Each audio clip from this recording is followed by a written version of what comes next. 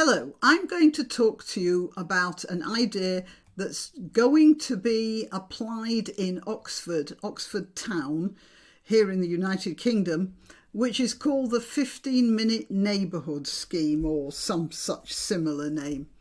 And my attention was drawn to this by a subscriber who sent me a link, which had been a video had been posted by somebody who lives in the Oxford area, and he pointed out the problems that will be associated with the 15-minute neighbourhood in the most frightening terms. I think he's probably being a little hysterical, but not much. Anyway, first of all, I shall explain about the 15-minute neighbourhood. Oxford is famously gridlocked most of the time. That's for sure. So Oxford Council, instead of thinking about new roads or perhaps better management of the old ones, it's decided to stop people using their cars as much as they can. And according to the video that I was sent the link for, what's going to happen is that the city will be divided into zones, I suppose like a pie, and traffic will be prevented from driving from one zone to the other. And in the following way, you get an allowance from the council to drive from one zone to the other on 2 days a week. So you're allowed to drive from zone X to zone Y,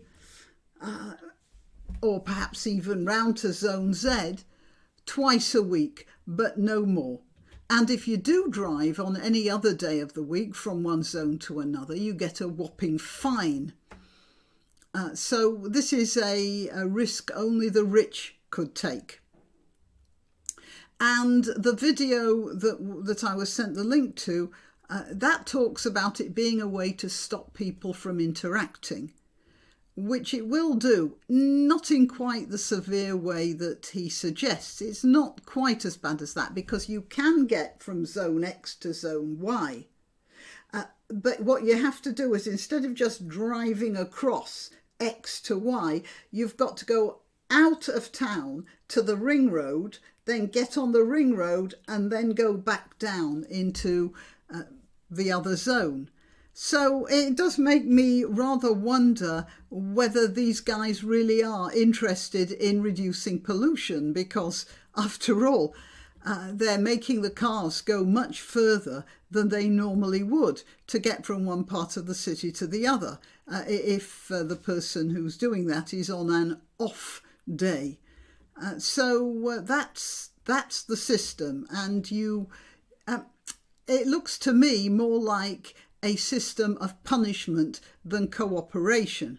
Now, the Labour leader, who'd have thought? It's a Labour-run council. The leader, or the transport leader or whatever, said, we're going to do this. There's supposed to be a consultation going on, but the idea of a Labour-run consultation is that they let people speak and then they do what they want to anyway. And this was no more clearly illustrated than by this chap saying, we're going to do it whatever happens, even though there are consultations going on right now.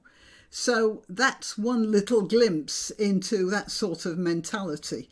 It's obviously going to make life very difficult for the people who live there. And the idea is that you'll use a bus instead of a car. Right, just before I carry on, I'm going to do station identification or channel identification, or whatever you may choose to call it. I'm Granniopteryx. I'm on YouTube, Rumble, BitChute and Minds.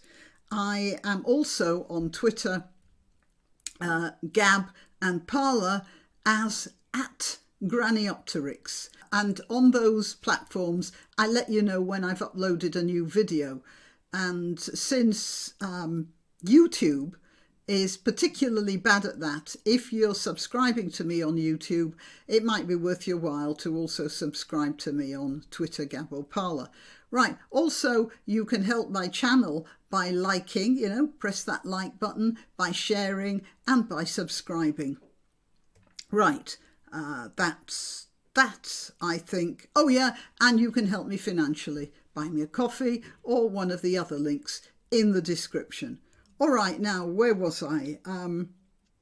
Oh yes, they're supposed to be encouraging you to take buses. Buses, of course, and emergency vehicles and one or two other categories, I don't remember which, they get a free pass to cross from zone to zone. They're not entirely mad, are they? The idea of the 15-minute neighbourhood is that you don't need to drive. Everything you need, doctors, shops, entertainments, will be in your reach within a 15-minute walk, or maybe that's a 15-minute drive. I don't think anyone's too clear on exactly which one it is. And the concept was thought up and gets its strongest support in the UK, at any rate, from the Labour Party. What else? Or various members of the Labour Party. The reason I mention that is there seems to be something particularly nostalgic about the socialist mentality. They've always been harking back to the good old days when people lived the honest peasant life. Even Karl Marx referred to the early Middle Ages as some sort of a workers' golden age. It's something like that anyway. Right now, the idea of the 15-minute neighbourhood is very strongly supported by Sadiq Khan, our nightmare of London, but it got its start from Ken Livingstone, the previous mayor, who once said it was his ambition to ban cars altogether. Well, no two bones about that one. Livingstone started the first climate change summit, which was a meeting of mayors from various cities and which subsequently was heavily funded by the Clinton Foundation. And people ask me why I talk so much, even though I'm in the UK, why I talk so much about America. Well, I'm one of the few people well placed to talk about America, so that's what I do. And there's plenty of news about Britain here in Britain. So, but in any case, I happen to know a little bit about the way Britain and America are joined at the hip, especially among the socialist type people. And it was no surprise to me when I discovered that Ken Livingstone's climate change summit ended up being funded by the Clinton Foundation. That was a real surprise. Yeah, the whole idea of restricting citizens must then, of course, have got a boost from the lockdowns that followed on from COVID. But frankly, they were on the way anyway. It's no use blaming COVID and lockdowns for everything. It's just like conducting meetings on Zoom. They were on the way. All that happened is they started to become more common a bit quicker. It would just have taken a little longer if there hadn't been COVID, but it would have happened. And the idea of restricting motorists isn't new either. Singapore has been restricting motorists for years.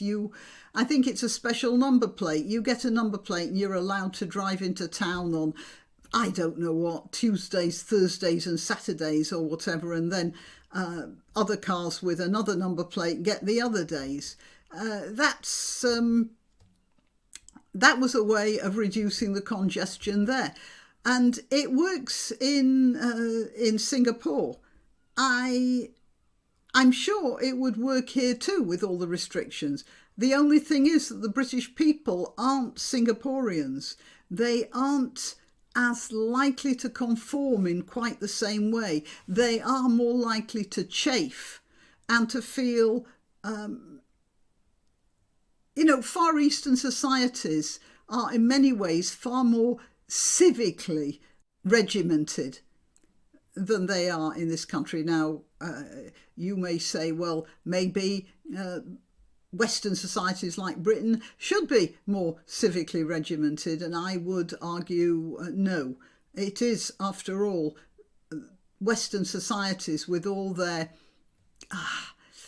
floppy inconsistencies who came up with the best, fastest and most world-changing inventions. But then I'm getting off the subject here. Let's think about the zones, the idea that you are 15 minutes and no more away from whatever you might need. Now, look, every zone might contain everything, but it's not possible that they contain everything to the same quality. So, for instance, what will happen is that zones with better schools or better access to medical facilities or specialist clinics or that sort of thing, those zones will go up in price, which is great for the middle class supporters of such ideas. And it won't matter to students who live there. I'll get on to students in a minute. And apart from that, there will be other little problems. For instance, what if you have a disabled child who needs special schooling, but that school's in a different zone? I'm assuming the council will say, well, we'll give you a special permit. But then on top of all the problems you have with a disabled child, there's the problems of convincing the council that you're worthy of a permit of some sort. And then just what about ballet classes or music teachers? And how many swimming pools might there be in Oxford anyway? There's definitely going to be some zone crossing for a facility like that. And how about something as trivial as not being in the right zone for a supermarket? It might be nice to think of the good old days of taking your shopping trolley on wheels to the local shops, but people don't do this anymore. And you just can't take the bus when you have 5 or 6 bags full of groceries for your weekly shop. You see, that thing about the trolley on wheels was fine when women stayed home and went out every morning to buy the milk and the bread or whatever, and then came back and cooked it, and there the master of the house came home in the evening and had a nice cooked meal ready for him because the wife has spent all day shopping, preparing and cooking. Well, women are out earning a living now, and that's a problem. So it means that the family go for a weekly shop once a week. The idea of the 15-minute neighbourhood is a utopian idea thought up by people who, as I've said, have that sort of mindset that thinks utopianism is workable. And again, I have to point out that it's the same sort of mindset that goes for socialism. It certainly will have an effect on the social interaction, possibly not quite as much as that man thinks, but it certainly will restrict people's freedom. And look, it won't stop everything altogether, but it will give the government more opportunity to spy on people's private conversations. You see, if you can't cross town, you're more likely to use Zoom or something like that. Now, Just Stop Oil, the leader of Just Stop Oil, Roger Hallam, has just been sent to jail, and the evidence that convicted him, hang on, Just Stop Oil is a revolutionary organisation that's been causing disruption on British roads. They go and sit in the road, and so traffic can't move, and they've been stopping the M25, which is notoriously congested anyway. But he got arrested for doing that, and some of his cronies. And the evidence for that is, they didn't just turn up on the same day, Your Honour. It just so happened they were all there at the same time. No, there was a Zoom meeting which planned all of this, and the police spied on it, and that's where they got the evidence to send Roger Hallam and some of his colleagues to jail. Well, that would apply to anybody, and the police are already policing Twitter. Don't you think they'd have a lot of fun policing your conversation as well? I wonder if the insurrectionists who liked the idea of the 15-minute neighbourhood had thought of that. I'll get to the students now. It's not. I don't think it's a coincidence that Oxford is the first city to come up with this sort of a mad scheme. It's a university town, And one of the problems with university towns is that students form a very large proportion of the voting population. And students are notoriously unencumbered by material effects and material responsibilities and the responsibilities of family life. So they tend to vote not on what actually works, but on whatever ideals grab them next. Perhaps the next video I make will be about the irresponsibility of the unencumbered. Meanwhile, well, till next time. Why not treat yourself or a favoured relative or friend to these magnificent examples of merch? The mugs and t-shirts come in the granniopteryx design or Granbo with a firearm or the more deadly knitting needles.